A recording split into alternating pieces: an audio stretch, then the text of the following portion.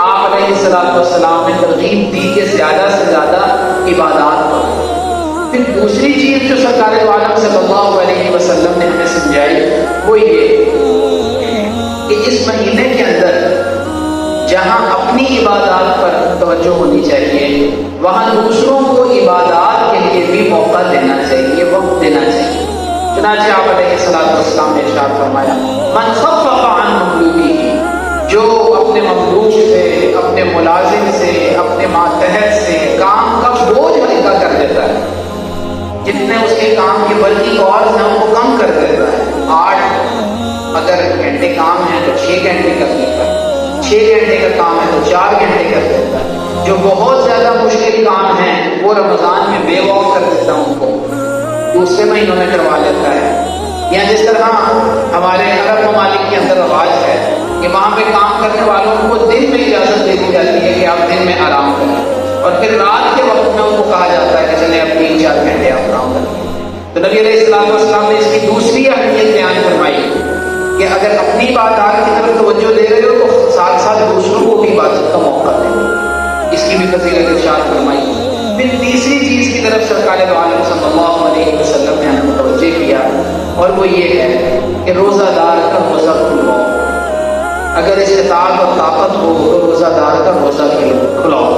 صحابہ کرام رضوان اللہ علیہم اجمعین نے سرکار دو عالم صلی اللہ علیہ وسلم سے سوال کیا کہ ہمارے پاس تو اتنی طاقت نہیں ہے، غریب ہیں، مسکین ہیں، ہم کسی کو کیا کھلا سکتے ہیں؟ سرکار دو عالم صلی اللہ علیہ وسلم نے ارشاد فرمایا اگر پانی کا ایک گھونٹ پلا دو، لسی کا ایک گھونٹ پلا دو، اس پر بھی اللہ سبحانہ و تعالیٰ کی طرف سے بہت اجر ملے گا۔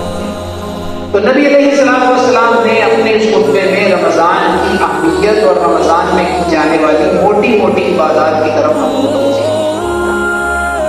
لیکن ایک دوسری چیز کی طرف میں چاہوں گا کہ آپ سب لوگ توجہ دیں، غور سے سنیں، وہ یہ ہے کہ رمضان المبارک کے مہینے میں اکثر ہم سے جو کوتاہی ہوتی ہے وہ یہ ہوتی ہے کہ ہم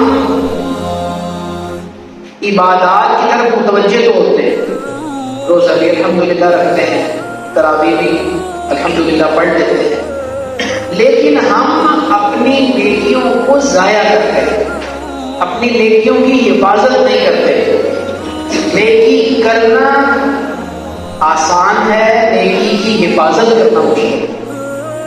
علماء نے لکھا ہے کہ اگر ایک آدمی 100 نیکیاں کرتا ہے اور اس کے مقابلے میں ایک آدمی 100 نیکیاں نہیں کرتا لیکن ایک گناہ سے بچ جاتا ہے تو اس کا درجہ اس سے بڑا ہوا ہے، اس نے 100 نیکیاں کی، اس لیے کہ اس نے جو 100 نیکیاں کی ہیں اور ساتھ ساتھ گناہ بھی کر رہا ہے تو ان گناہوں کی وجہ سے اس کی نیکیاں ختم ہوتی چلی جاتی ہیں۔ اور ایک آدمی جس نے گناہ نہیں کیا تو اب ظاہری بات ہے فرائض کو ادا کر رہا ہوگا نا، تو فرائض کی ادا کرنے کے اوپر اس کو نیکیاں تو مل جائیں گی، اور گناہ والا جو کھاتا ہے اس کا وہ کم ہی رہے گا۔ تو جب گناہ والا کھاتا کم رہے گا تو آخر کار یہ اس کی نسبت زیادہ نیکیوں کا حامی ہوگا۔ اس لیے رمضان المبارک کے مقدس اور محترم مہینے میں سب سے زیادہ جس چیز کی طرف ہمیں متوجہ ہونا چاہیے وہ یہ کہ فرائض کی ادائیگی کے بعد ہم سب سے زیادہ اس چیز پر توجہ دیں کہ ہم سے کوئی گناہ سرزد نہ ہو۔ اب یہ احساس رمضان کے شروع میں تو بڑا تازہ تازہ رہتا ہے، لیکن جو رمضان گزرتا چلا جاتا ہے ہم رمضان کے عادی ہو جاتے ہیں، ہم روزے کے عادی ہو جاتے ہیں، اور جب ہم روزے کے عادی ہو جاتے ہیں تو پھر وہ ساری کی ساری چیزیں جو ہم غیر رمضان میں کر رہے ہوتے ہیں وہ ہم رمضان میں بھی شروع کر دیتے ہیں۔ آپ نے اکثر دیکھا ہوگا کہ رمضان کے مہینے کے اندر مسجدوں میں ماشاءاللہ نمازی موجود ہوتے ہیں، لیکن ایک ٹولی ادھر بیٹھی ہوئی ہے، ایک ٹولی ادھر بیٹھی ہوئی ہے، ایک ٹولی ادھر بیٹھی ہوئی ہے، آپس میں گفتگو شروع ہوئی، آپس کی گفتگو سے بڑھ کے سیاست پہ آئے اور سیاست کے بعد پھر آگے غیبت کا سلسلہ شروع ہوا۔ تو جتنی نیکیاں ہم نے کمانی تھی، جو ہمیں موقع ملا تھا وہ ہم ضائع کر دیں، اور اللہ سبحانہ و تعالیٰ کی طرف سے غیر سے اللہ پاک نے ایک انتظام کیا ہے کہ اگر کوئی انسان اپنے اوپر ہلکا سا چیک رکھ لے، ہلکی سی اکاؤنٹیبلٹی کا سوئچ آن کر لے تو وہ رمضان سے کامل استفادہ کر سکتا ہے۔ اب ذرا غور کیجیے. رمضان میں اللہ سبحانہ و تعالیٰ نے 3 انتظامات ایک مومن کے لیے کر دیے. اللہ کی طرف سے یہ انتظامات ہیں. اب اگر انتظامات کے باوجود بھی کوئی آدمی گناہ کرتا ہے تو پھر اس کا مطلب یہ ہے کہ وہ محروم قسمت ہے.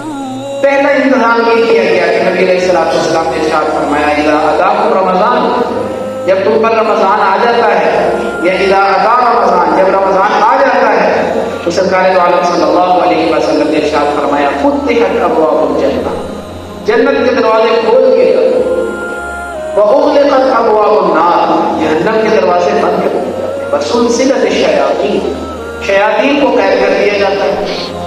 اب انسان کو گناہ پر آمادہ کرنے والی 2 چیزیں ہیں. انسان کو گناہ پر آمادہ کرنے والی 2 چیزیں. انسان 2 سبب سے گناہ کرتا ہے، ایک نفس ہے، ایک شیطان ہے. تو سرکار دو عالم صلی اللہ علیہ وسلم کے ارشاد کے مطابق سلسلۃ الشیاطین، شیاطین کو قید کر دیے گئے.